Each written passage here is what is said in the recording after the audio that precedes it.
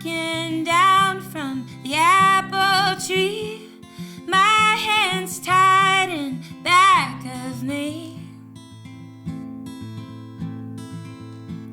With this rope below my chin, we don't fear death, my Adrian. Trust me, son, that one day soon you'll be on the bottom when the bolt breaks through. To let our freedoms in again, we don't fear death, my Adrian. From now on, I am part of you. I am the story that you'll tell. Let my life empower you. Let my troubles teach you well. Let your burning hatred go. Learn yourself until you know. Fear is where all hatred begins. We don't fear death, my Adrian. From now on, I am part of you. I am the story that you'll tell. Let my life empower you. Let my trouble teach you well. As they set my last breath free, turn your eyes, but don't fail to see the love you feel inside your skin. We don't fear death, my Adrian. We don't fear death, my Adrian.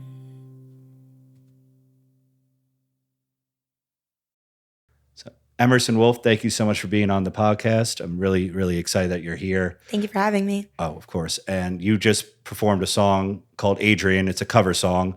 Why did you pick that song, and what does that song mean to you? Yeah, I think that is one of the most beautiful songs ever. It's the Mason Jennings version is the popularized version of it. And yeah, it's just really sad and really pretty. And I get requested that one from my husband all the time. So I don't play a lot of covers. So in an opportunity like this, I feel like I should do the one that he loves so much. Yeah, of course. And it sounds like you. Thank you. I would think it's one of your songs. Wow, that's a real compliment. Thank you. I wanted to tell you the story when we first got here, but Pat Noon, who is your producer, who records me as well. Mm-hmm. And he actually sent me Oblivion before it was even out. Oh, wow. And the first thing I said to him was like, who is that? Because your voice is just, it's so distinct. It's powerful. It's vulnerable.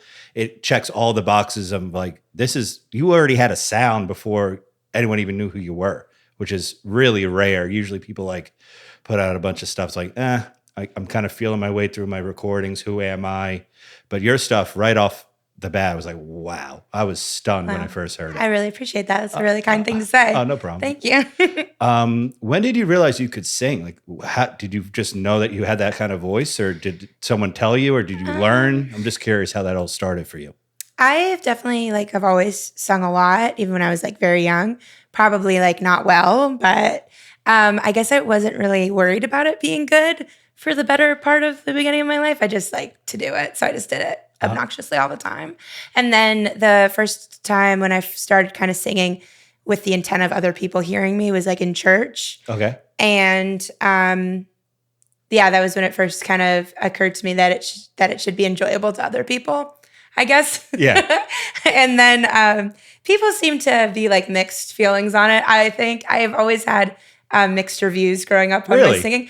Well, I think I have kind of a funky voice. I love my voice. I'm happy with it. But especially when I was younger and adults felt more inclined to give me their thoughts. When I was a singer, it was definitely 50-50 on this should continue or should not. But I'm glad I kept going. Yeah, of course. Well, that's kind of, whenever someone is unique like you, and they have their own kind of voice, I think that's half normal. the people are just not going to like it. Yeah. Honestly, I think it's an advantage. It's the people who like it, really like it, and the people who don't, they don't get it. Well, you don't want them in your camp anyways. Yeah. It doesn't matter. If you don't mind, could we just listen to Oblivion real fast? Of course, yeah.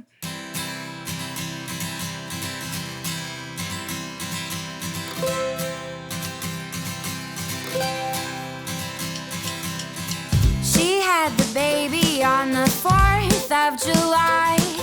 When I think about her now, I can't help but cry.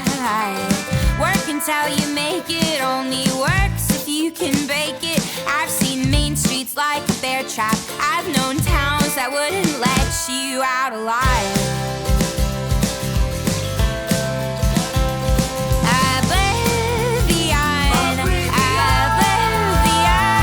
Won't you take me to Oblivion? Oblivion, won't you take me to?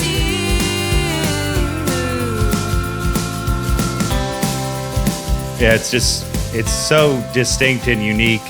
And I fell in love with the music right away when I first heard you. That's awesome. Thank you. Could you paint the picture for me? Like, how did this journey begin with music? So you're in church, you know you could sing, you're getting mixed reviews. What made you want to go to the next step? What, you're from originally Maine? Is that where you're from? No, I'm kind of from all over. All over, yeah. Yeah, but that experience was mostly when I was living in the South, like in Arkansas, probably, and like Texas times. Gotcha. And then some in Maine as well. I've like bounced around to like lots of states throughout my time. But yeah, that would be the beginning. And then I just really love listening to music and singing along with music. So again, it was like, I don't know, like I always wanted to do music, but I guess I wasn't as career focused about it. I just kind of loved it and wanted to sing. So it wasn't so much a concern about like it being really like a good again. I was just kind of doing it all the time. And then I think when I was a teenager and I started writing songs, that was more when I shifted into kind of trying to like hone in a craft, if you will. Gotcha. And then I was doing a lot of songwriting. I didn't play like gigs or anything. I was still moving around a lot. I moved to Mexico for a while and then back to Austin and then to Maine. And I was just kind of, I don't know, just trying to figure out what I was going to do with my life. Yeah. I would go to open mics sometimes to just like meet people in areas and things and I'd play. But again, I would honestly like most of the time I'd just go and like listen. I wasn't, trying to do anything crazy. So you weren't really putting yourself out there yet. You were basically kind of just writing your own stories and I'd like play them for my friends like in my apartment. Close-knit group. Yeah. So how does the songwriting process work for you? I mean, a lot of people do poetry, then they put music to it. A lot of people do the music and kind of fake mumble words until they have a cool hook. How does it start for you when you start writing? Closer to that one, I definitely, I do the guitar and the vocals at the same time. Gotcha. I usually just kind of start playing random stuff and saying random shit. Sorry, am I allowed to swear on here? Thank you. There's no restrictions.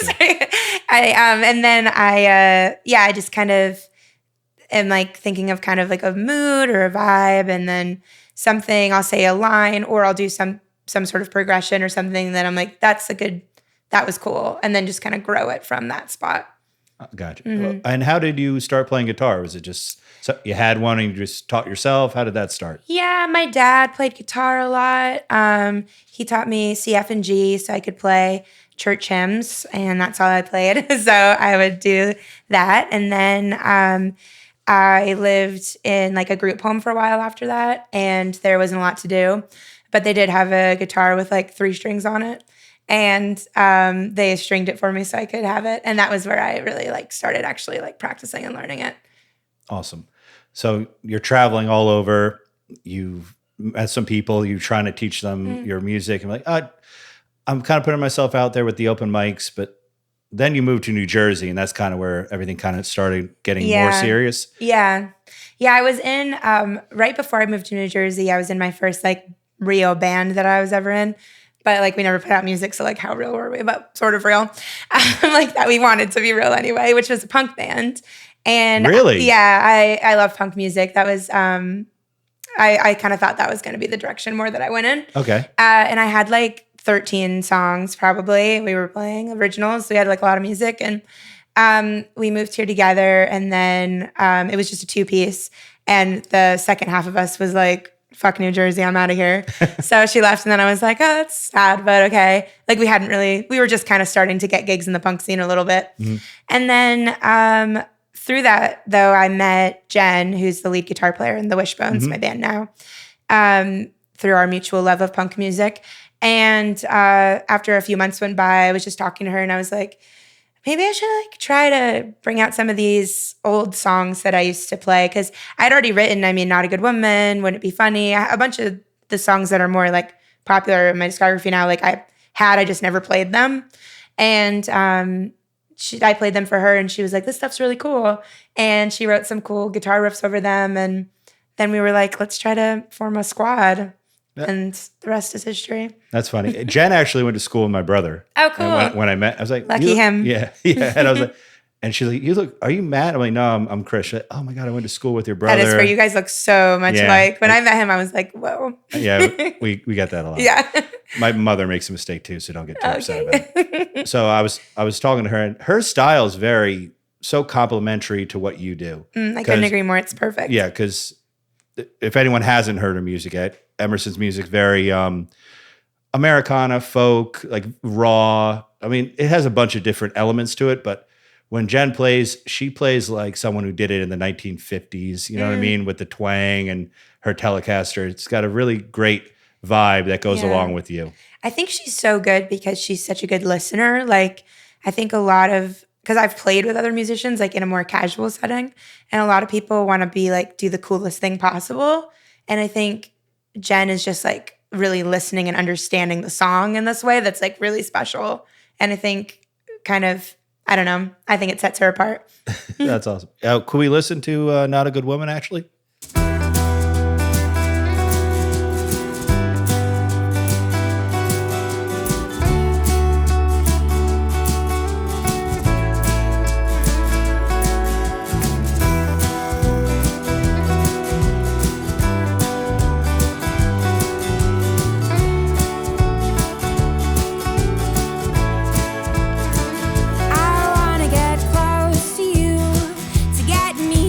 Closer to myself, under the skin of someone else is where my blood runs clean, and I've got a ghost or two in a stale bottle kept on the shelf. My heart like ice and your hand melts, but it won't start the beating. I know it isn't mine to say, but I can't stand to see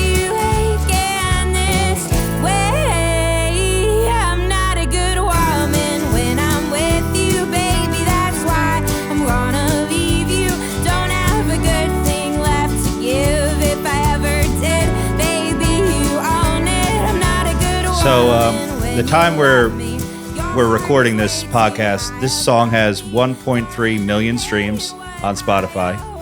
You're up to 100,000 monthly listeners, which is extraordinary because this is all do it yourself. You're doing all this yourself. Yeah. I know you do a lot with social media. You do a lot with marketing. How important is that for you and the Wishbones to get your name and your music out there? Yeah, it's pretty insane. I just like feel really grateful that so many people have like resonated with this song and with so much of the music. I feel like I definitely want to give it the best shot possible. So I do spend a lot of time just kind of putting it out there. I don't like run ads or do anything like too crazy. I just kind of like post on the various places you can post, and it's really due to the people who like see it and are like, this is cool, and then share it with their friends that like make it happen. So, I mean, that's just really awesome. And I also think that like the organic fan base that we have been blessed with off the bat, like rules. Like the people who show up to our shows and they're like, we drove like 4 hours to get here. It's always like the coolest group of friends I've ever met in my life. So I think we just like hit the right pocket of people, and they just want to see us succeed, and they keep the wind in our sails, and it's really kind of magical. Yeah, it's amazing. I've been to a few of your shows, and when people are singing your songs back to you, and not just like a couple people, like pretty much the whole front of your show, everyone's singing, screaming your lyrics back to you. It's really, awesome to see a local unreal. making it and progressing like you have. And it's only been 2 years, right? You've been doing this with the Wishbones? When did Oblivion come out? I guess a little bit over 2 years ago now. Yeah. I'd say about 2 years of kind of working on it. Yeah, that's amazing. So you met Jen. How did the Wishbones come to be? When did you get the full band together? So I met Jen. It was just the two of us. We were playing in her attic for a little bit. And then we were like, what if we tried to make this a band? Just we'll see what happens. And I kind of put the word out there in the local scene. And that's when we had some auditions. They were like very funny makeshift auditions where basically, because we only had, 4 or 5 songs. And I just sent them to people who were interested to learn ahead of time and come play. And fun fact, like pretty much everybody in the Wishbones auditioned to be the bass player, Jen included. Oh, that's funny. When she first started, she was going to be the bass player. She started playing bass. And then she was like, well, I play a little guitar. And then when she played it for me, I was like, what the hell? I'll do that instead. So then Jason Pertizzo came in to audition to play bass. And he brought his banjo with him. And he is now our multi-instrumentalist. Jason sings in the band. He plays banjo, mandolin, auto harp, harmonium. So he does all kinds of stuff. And then we have had some like personnel shifts and things in the earlier times. We had James, who is of Widely Grown, another really great local band. I'm a huge fan of him. He played While I Walked Down the Aisle at my wedding. Love him. Yeah, they're fantastic. Yeah, he's great. And he had some great contributions and ideas for the band as well. But I think when he joined, he was like, he already has this crazy band. And he was like, oh, they're getting really busy really fast. So he was out, but he was the bass player originally. And then we had Zach and Jacob Moore earlier on for the first album, first EP, first couple singles. And then now we are in our current lineup. It's Shane Luckenbaugh on bass guitar, Nick Marinelli on drums, Jen still on lead guitar, Jason still as our multi-instrumentalist. And it's just like such a thrill. They're the most incredible people to work with and be around. Truly my best friends. I just feel like I couldn't be luckier. It's like all the sweetie pies came flocking. I love it. No, genuinely, it's a treat. Well, that's a very lucky thing when you form a band and it's basically your songs, you're the artist, and you form a band around you and everyone gets along. And I've seen a few of your shows. It's wonderful to see that you're all just like joking with each other and vibing. That's very rare. And it also is, it's so cool because when I share the songs, I do the writing, in private. And when I come to share the songs, like everybody is so passionate and excited about writing and adding to it and making all these parts and doing all this stuff. And it's really like a gift to me to have that. Yeah. Because you don't want it all to fall on you. You're writing, you're doing the lyrics, you're coming up with the chord progressions. And when I'm writing it, it's a great feeling when someone like a session musician be like, I came up with this guitar solo. And I'm like, oh, that takes the weight off my shoulders. Oh, yeah. I couldn't do what they do anyway. I couldn't if I tried. Yeah. Sometimes I like hum a guitar solo at Jen and then she figures it out, but I don't know how to actually do it. So. This episode of That's Entertainment is brought to you by Loom. Loom is a water-infused juice drink that is perfect for any age or occasion. They have a wide array of flavors. This is my favorite one. It's called Dark Cherry, and it's only 25 calories in each bottle. Check them out at drinkloom.com. Use the promo code That's Entertainment to get 15% off your first order. All right, so the next song we want to play for you is a song you wrote called Note to Self. We're going to listen to that real fast.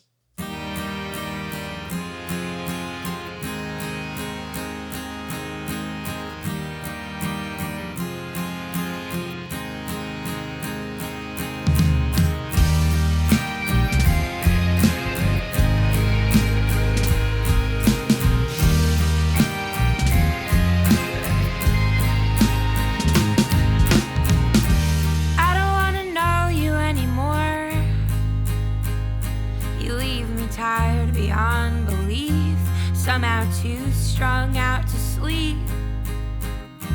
I don't wanna know you anymore.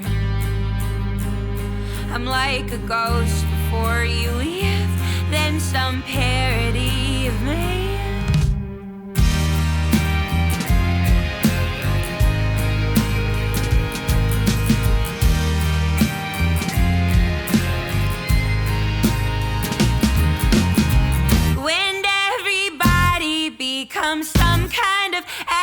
prospered in my life. That's what I also love about you when you're with your recordings. You have so much power in your voice, but you have no problem just breaking and just showing vulnerability. And I hate when music is just stagnant and everything's so overly produced. I want to hear a human being. Well, I appreciate it. I think that's like what we were saying in the beginning. I think that's the part that's been divisive historically.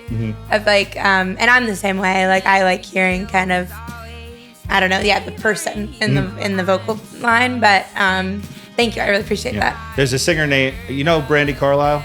I do. She had a song, I think it was called The Story. I know that one. Yeah, and there's a part in it when she's singing and she hits this high note, her voice completely cracks. But it's so real, and it's almost like the crack you hear with "Give Me Shelter" for the Stones. I want to hear that stuff. I know both of these cracks. Yes, yeah. And it sounds so beautiful. Well, I appreciate that. That puts me in good company. Thank you. Yeah. But so this is the full Wishbones. This is the lineup that is currently in now. Yes, and this song was like really cool coming together. Because, I mean, as you can imagine when you're listening to it, it's like a rockin' song. When I brought the bare bones of it, just the acoustic and myself, it kind of could have gone anywhere. And I think this is a really good example of the band and how much they elevate the songwriting. Oh, of course. You know what I mean? Like, Jen's like losing her mind right now, and this is like so cool. That bend she does for the one parts, it's great. Yeah, I love the harmonium in this. I love all the rhythm section parts. It's just like, really interesting and fun.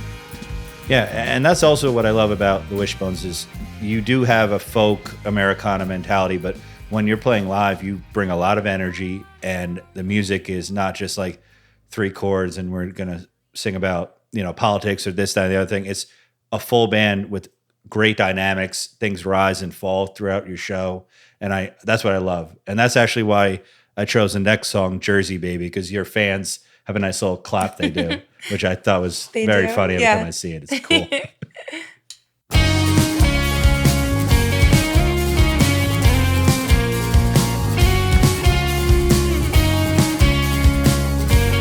Do you know where it is? Can you do it?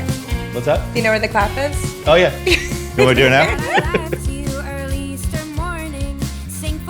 And the one show I was at, it was actually when you got engaged. Oh, wow, yeah. And I think Jason was arguing with the crowd saying how many claps it was. Yeah, he does like to fight with them. It's 2 claps. It's not 3.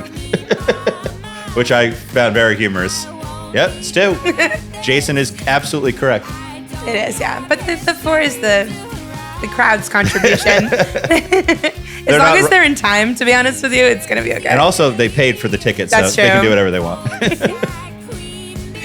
But yeah, I love this because you have a lot of dynamic, and songs are fast, songs are slow, and obviously what keeps it all together is your voice. Yeah, it's thank just you. the through line of that is the vocal performance. I really appreciate that. Oh, no worries. This song was actually, the claps are funny because that was Pat Noon, our mutual producer's idea. And I really fought him on that. I was like, he like suggested that, and I was like, that sounds like the worst idea I've ever heard in my entire life. I was like such a bitch about it. I was like, no fucking way. And he's like, no, like, just try it. And then that is me clapping. I did them. And then I was like, that's fine. And then it's funny that now it's like the part of the song that everybody's like a part of. Does Pat just look at you smiling like I was He's right? brought it up before when we're like, when we have other things where he's like, this is what we should do. And I'm like, I don't think so. He's been like, remember the claps? It's a good flex to have. Yeah. Yeah, it's just great. It's great songwriting, and that's what the core of all good bands that have is you got to have the songs. And Really appreciate that. You have that in Miles, so. Thank you. That's the part that is most important to me, so it means a lot to it means a lot to me for you to say that. Oh yeah, of course. A lot has been happening for you in the past year. I mean, you got married. Congratulations. Thank you. That's amazing. And I was at the engagement. I don't get choked up much. I'm not allowed to. But when I saw your engagement and you were playing and the Mercury Brothers were there and obviously your husband and then how it all formed together, like Jen handed me a rose, like, we're going to do, she's going to get engaged at the show. I'm like, man, I hope you're filming this. It was pretty magical, yeah. Yeah, on the Asbury Hotel. That was very cool on the rooftop. Yeah. So were you completely stunned? I was, and it's like kind of a testament to like, oh my God, somebody could like really kidnap me or something. I was so not aware of anything around me. Like they were bringing up like hundreds of flowers and things, and I was just like so focused. Well, first of all, it was our album release show. Yeah. It was sold out. It was like our first big show like that. I'd put so much work into that show to sell it out. I'd like been like, I was just like, my mind was elsewhere. I was very busy. So much so like now when I look back on it, I'm like, I can't believe I didn't put it together. Like they had me sound check solo before I sound checked with my band, which I was like, that's weird, but like, okay. But they were just like doing that to like waste my time. Yeah. And then at one point they were worried because all the flowers obviously were part of the engagement, but and I saw one person, Luke McKenna, who's the drummer of the Mercury Brothers, my husband's band. I looked over the balcony and he had like a big bouquet in his hand. And Ryan was all worried about that. But Luke is just like a sweetheart and he brings me flowers all the time. Like he brought me flowers for my first single release. And I just thought he was just being really lovely and brought me flowers. So it was like, because it was him, it was really easy to play off because he's just such a darling. But no, I didn't know. And then I was proposed to moments before my performance, which I thought was an interesting choice. I was like, good thing I'm like able to keep it together. You kept together, yeah. I vaguely remember that. I was like, oh, that's a tough time to do. Yeah, right after he was done, interestingly. Yeah. That's a tough, maybe like the last he song. He believed in me. Encore, He believed in me. So I got it done. We got it done. Yeah. that was a great album. And I was wondering if we could do another song called Wouldn't It Be Funny?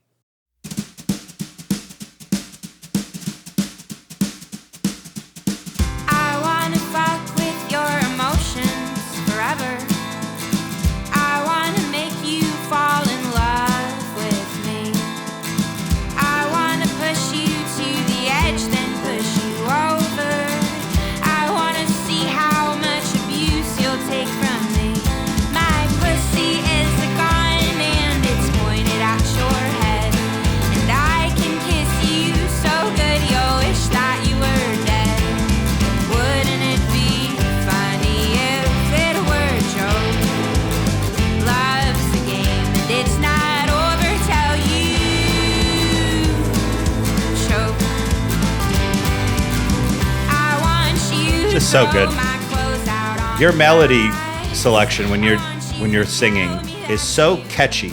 Like I can hear that. I can hear it like a couple times, and your lyric selection on this song. What brought this on? What was the catalyst? One of my older songs. I wrote this song probably. I think I was like 19 or something. I remember when I was writing it. I just got home from work. I was bartending, and yeah, I don't know. I was just trying to write something that was like, I don't know, capturing the way that I was feeling about kind of, I don't know, toxic relationships and like manipulation in relationships and stuff. And I also had been kind of like really into the idea of writing songs from the perspective of like the bad guy, because I don't know, I just felt like that was just kind of like an interesting writing exercise for me. And I was like trying to actually write the song from the perspective of like the other person, the way that I was seeing them, what I was feeling like they would be saying to me if they were being honest, I guess. If that makes any sense. It was kind of like a role reverse. Yeah. Well, honesty can be horrible. Yeah. If someone's truly honest with you, it can cut you right in half. Yeah. So I can see where that's, now I just didn't know the whole story behind it. It makes perfect sense. Yeah, that was kind of the vibe of it. But like an anti-hero. Like, yeah, but it's fun. I mean, it's fun. It's a fun song and people like that one and I like it too. I think it's like kind of our most country song in a lot of ways. Oh yeah, I hear that. One of my favorite things about it. I like all the big like ringing out like country guitar and the kind of the more reverby old country vocal on it. Well, that's perfect for Jen, like with her, especially with the Telecaster and all that sound. And then Jason's banjo on that just really makes it. It's so cool because, like I said, like I wrote that song when I was like 19.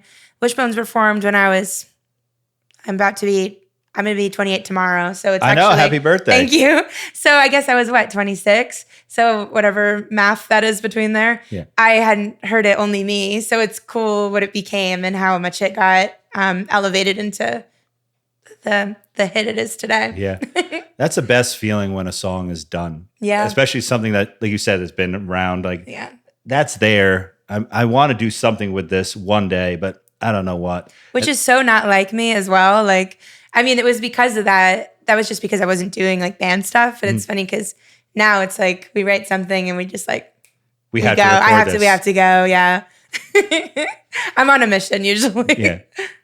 So you've been recording very frequently, right? So how much material do you have right now? We have a new 5-song EP coming out October 19th. Just announced it. Called Too Easy to Kill, which I'm really thrilled about. I think it's the best songwriting I've ever done personally. I am like just so excited to get it out. I think it sounds incredible. Couldn't be happier with my band's performance. Couldn't be happier with the production. I'm just, I'm like over the moon. I wish it was October 19th right now. Can we play one of the songs? Absolutely. And this song is called? Thea Kane. Pretend you never met me. You were hers for all along. Pretend your eyes don't come back wandering to me. And you don't listen for my song. I don't wanna die from being shot by a gun, but all my red hat tweaker neighbors have the right to carry one.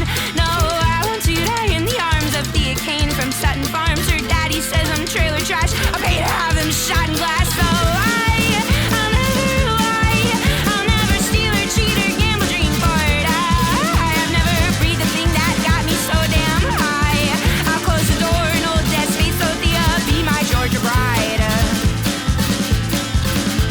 Oh Thea, please won't you be true like in my dreams you say you'll do. I texted you about this before we did the podcast. This song is awesome. I really appreciate that. Thank you. High energy. Your voice sounds great in it. Can you tell me a story? Like, what's this about?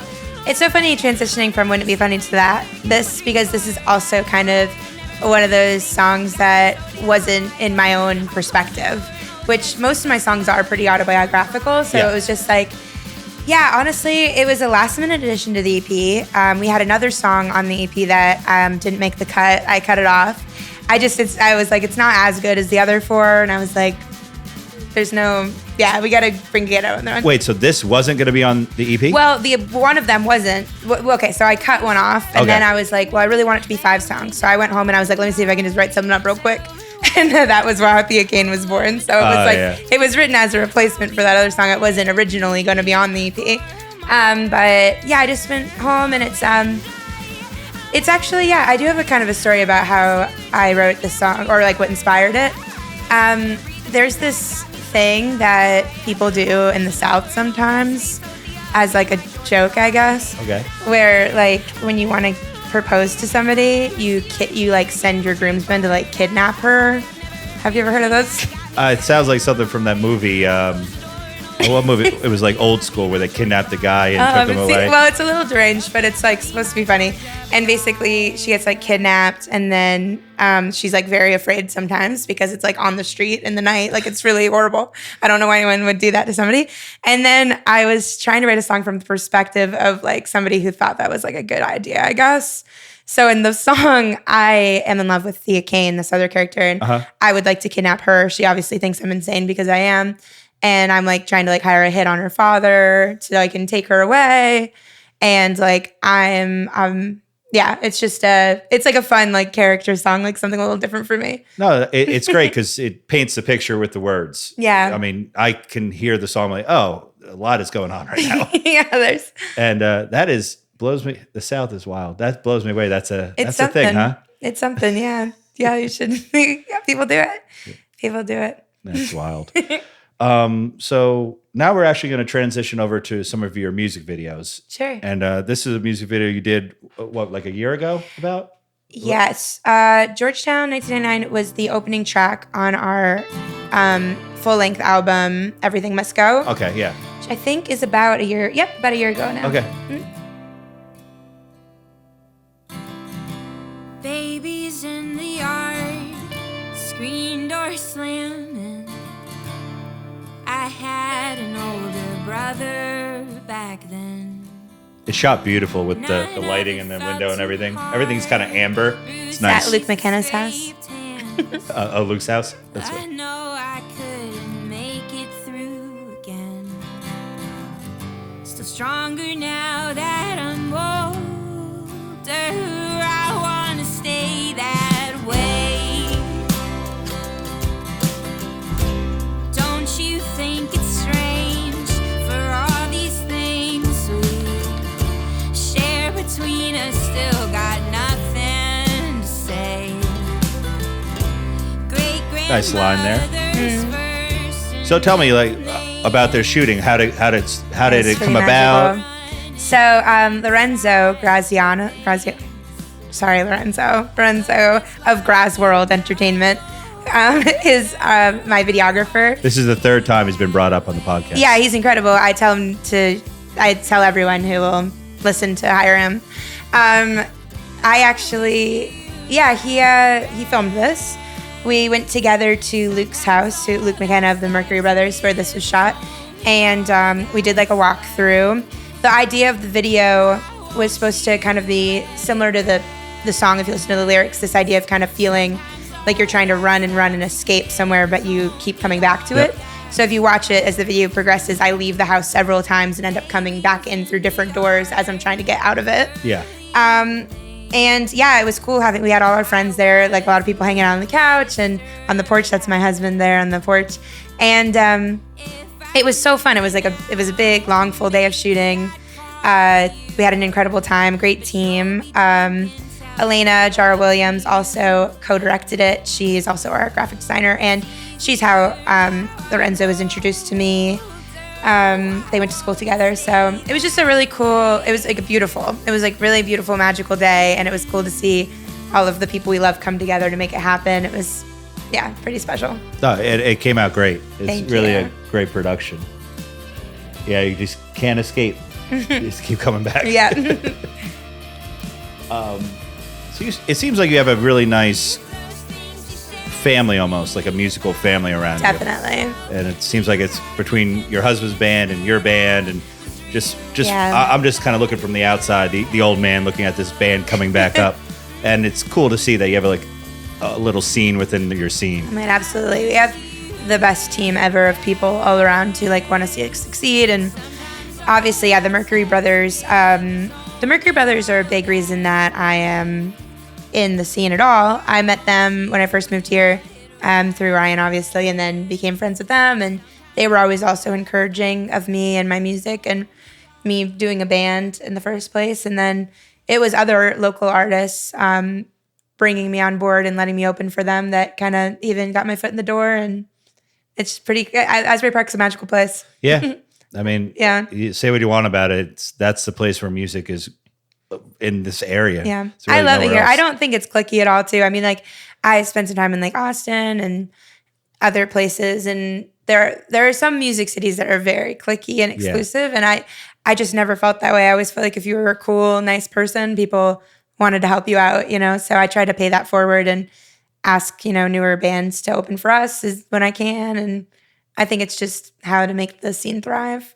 Yeah, absolutely. When you're an unknown, nobody knows who you are. Right. You hope for a handout. Someone will be like, "Hey, do a 30-minute set for me. Do this, Exactly. that," and then it blossoms into you're headlining Asbury Rooftop, and you went on. How many tours have you done? Have you done 2 tours, or you With did the one? band? We've only done 1 tour, and then we have a much more extensive tour coming up. We haven't announced yet, but maybe when this is out, it will be announced. But Cool. In November, we're going to be gone the full month, and then in the spring, we're doing the Canada and the West Coast. So Oh, that's awesome. the Canada, The Canada, and the West Coast, the Canadians. Yeah. So you're going to be in Cali? In the springtime. Yeah, That's awesome. Good for you. I've never been. I'm excited to go. You never been to I've never Cali? been to the West Coast. No, it's weird because I've been like many places, but haven't gone over there. I've been to a few places in California. San Diego's like paradise. Los Angeles, you think you're in 1985. And where else was? I think I went somewhere else, but I can't remember where. I'm having a brain fart. But it's beautiful. Well, I'm excited. Yeah, they're gonna love you over there because your kind of music, how it's organic and folky, and that scene over there, I think you guys will thrive. Well, hell yeah. Awesome. Y'all heard it first, Californians. This episode of That's Entertainment is brought to you by Shore Sips. A vodka-infused water drink that uses real fruit juice, only has 1 gram of sugar and 90 calories in each can. Say bye-bye to bubbles and hello to Shore Sips. Visit them at shoresips.com.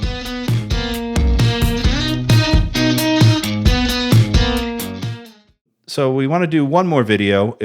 This is a song you basically did completely on your own with acoustic and vocals, which is really powerful. It's a song called A Corner Store Hymn. Can we listen and watch that real fast?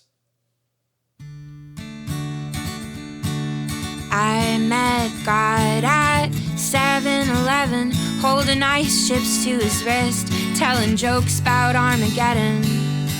Gave him a ride to Kim Marie's, watched him get kicked out for swaying, so he swayed down to the beach. This year's been playing tricks on me. I said sometimes I feel like my brain's put where my heart should be. We both sat quiet for a while, watched the blackness past the sea, before he lifted up his swollen hand to point it right at me. And he said, "Mark my words, lying awake and thinking how you're gonna break it is the curse, let the devil in for an afternoon. You'll be surprised, you're gonna find he's looking for his answers too." Yeah, it's a great song. And Thank you. I love that you kind of, it's great that you have the Wishbones, you have a great band behind you, but this is what I like to hear too from artists, is just, this is me, it's a song, it's acoustic, there's nothing else, and it still holds up. I appreciate that. We do have a couple songs that I do solo. We have another one on the album Mother Blues that's out, and then we'll have more in the future. Just sometimes I think that's what the song calls for as well. But this one definitely nearly did not make the cut. So it's very funny that, I mean, I'm so appreciative that people love it, but I really did not, I was like this close to throwing in the trash. I was writing it and Ryan was in the kitchen. And then I just started writing something else. And he's like, "What about the other one you were just writing?" I'm like, "No." And he was like, "Well, I thought it was good. Maybe like just record it just for fun." And then I actually, I had no intention of recording it or doing anything with it. And I posted like a little bit of me singing it on Instagram because I was like, I just need to do something on Instagram today. Yeah. So I posted it, and then like I left it for a couple hours, and then it had like 300,000 plays. And then I was like, fuck. So I called Pat. I was like, "Can I get to the studio like tomorrow?" I'm like, I accidentally like ruined my life, and I have to put this song out while people are still excited about it. And then honestly, it was all kind of like very serendipitous. And then this video is from the Tiny Desk concert contest submissions. With NPR, right? Right, and it became a finalist for that, which was crazy. I wish I knew the numbers. I know it's like in the tens of thousands of submissions that they get, and they only pick 40 finalists. So it was like a huge honor. It was really cool. I love NPR Tiny Desk. It was just really cool to see it on there and them talking about it, discussing it. I was like, "What the hell?"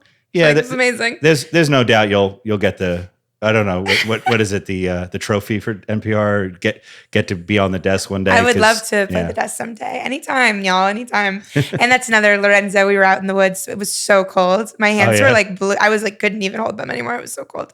Yeah, but we looked good, so it was fine. Things you have to do for the music, yeah, right? exactly. I was just Get on a boat pneumonia. yesterday, filming promo for my new EP. And Lorenzo and I were like in the nighttime on the boat, and we were like hoisting it into the dock and like tying the ropes on the thing. And I was like, the things you sign up for when you're my videographer. And You were literally docking the boat. yeah, That's we were funny. like became fishermen or something for the day. But There you go. it was good. How did that come out? You're happy with it? I haven't seen it yet, but I'm sure it was great. It was beautiful. The water was beautiful, so it seemed like it'd be hard to get a bad shot, to be honest. That's awesome. So we have a part of the show where we call it Desert Island Records, which is basically I ask the artist, the guest who comes on the show, if you had to pick one album, song, something that really resonates to your soul, something you just can't live without, and you could listen to it a million times. What would be an album or a song that would be something you have to take with you on a desert island? Wow, that's like a really It's an impossible mean question. Yeah. I don't like it all. Now, one person's done it off the top of their head, so don't worry about it. I mean, I think it would probably change if you asked me like all the time. Yeah. So I'm just going to say like now. Yeah. I've been like really listening on repeat, getting back into the Wilco album, Yankee Hotel Foxtrot. Oh, yeah. It was always one of my favorites. It's actually something I used to listen to a ton when I was younger. And then I stopped listening to it for a while because I like overdid it, when you do that. And I was like, I need to like never listen to this again. And now my brain is reset so I can enjoy it again. So I was listening to that a lot actually while we were making this new EP and feeling really inspired by it. So I've been listening to that a lot. We did that as one of the episodes. I talked about that album. Yeah, That's one of my favorite albums. I think it's underneath Pat's feet, actually. Really? I love that. I love Wilco. I love all of their phases and vibes and Jeff times. Tweedy's he's unbelievable. Yeah, I just I feel very inspired by them. But that particular album, it's like so strange and bizarre in like such a cool, beautiful way. I feel like it's cool to they were very daring on that album in a way that I wanted to be on the CP. I feel like that album for Jeff Tweedy is just like he basically wanted to incorporate beautiful songwriting, bare, and then just add as crazy soundscapes and effects and almost like a White Album Beatles thing he was trying to do. I'm trying to Break Your Heart is one of my favorite songs ever. I don't know this. I mean, I don't know this. I just found this out from my bass player, Shane Luckenbaugh. We were talking about it. And he was saying the reason that album is so strange, part of it is because I guess there was a lot of like infighting in the band at the time. And like they were having like a lot of issues. And so like random members of the band were like doing guitar solos and stuff that wouldn't normally be. And it was just kind of like off key. Yeah. And they were like taking like half-minute songs and like Frankensteining them together because they were all like fighting and couldn't get in the studio together. Wow. And I'm like, well, the things that are born of fighting sometimes. Yeah. Well, it worked out. Yeah, for that it sounds fantastic. I think that album for them, I think it sold like 1 million copies. And for Wilco, that's unbelievable. Well, they had that one radio hit on it, which I'm for Heavy Metal Drummer. Yes, yeah. So that's I think their only radio hit they ever had. So yeah. They're just one of those bands that just reputation. Yeah. Come and see us. It's going to be great. Yeah, exactly. Yeah. I cheated. I pre-did this one. I have one ready. So this album, Billy Joel Turnstiles, is one of my favorite albums of all time. There's a song called Summer Highlands Falls that's on it. And I was obsessed with Billy Joel growing up. And he did an interview once talking about that song because he's manic depressive. And the song, the way the bass line goes in the song in the left hand, it's up, down, and then he does this crazy super fast Billy Joel piano playing. And it's like, it's just, one day I'm happy and one day I'm completely miserable and there's no in between. And that song in particular got me through a lot of rough ones. And this album is as perfect as it can possibly get because, other than that song, it has, Angry Young Man and Miami 2017, Say Goodbye to Hollywood. It's just one of my favorite albums ever. And yeah, I think everyone should listen to Summer Highland Falls because it's awesome. Crazy we went through all these songs already. Like I said, I'm such a huge fan of yours and I predict amazing things coming your way. And Thank you. I can't wait to hear, well, I did hear the new album, but I can't wait for it to be out. I wanted to talk to you about, so the end of this broadcast, we're going to do your original song.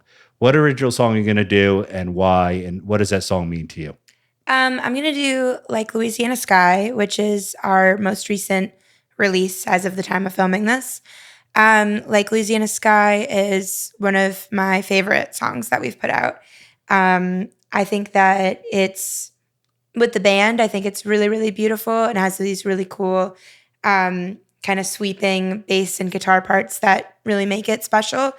But I was really happy with the writing. I felt like it was just like, I don't know, it's hard to say. I feel like it's kind of like a sweet tune in a way that not a lot of my songs are, I guess. Or it's like kind of pretty and it's heartfelt. Yeah, it's about, falling out of love with someone and feeling conflicted about wanting to fall out of love with them or not. And I'm excited to play it for y'all. Awesome. Emerson, please, could you just let everyone know where they can find you on social media, all that? What are your handles so everyone knows? Absolutely. So all of my music can be found anywhere you listen. It's Emerson Woolf and The Wishbones. And on all of the social media platforms as Emerson Woolf Music. So awesome. Thank you so much for being here. Of course. Thanks for having me. Seriously. This was great. So many things I don't remember. It's like I'm lying to myself. believing I'm somebody else, like I drew the long straw after all. Something like an elevator door that I can't hold, feeling left out in the cold, but you all say I'm burning up. Walk back to your parents' house. You're taking care of Donna's garden while your folks are out of town. We used to see each other more before I took the job in gray, but now you're smiling up at me with a new line on your face.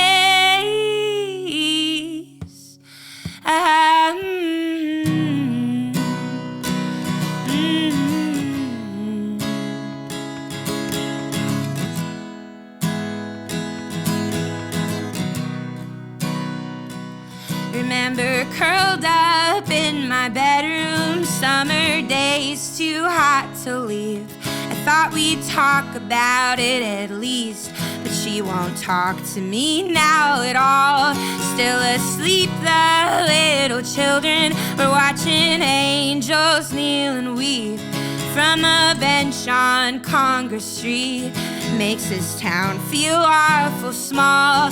Do you look up at my window when you're passing by? So many days have broke between us, white like Louisiana sky. Does your mother ask about me? Do you still think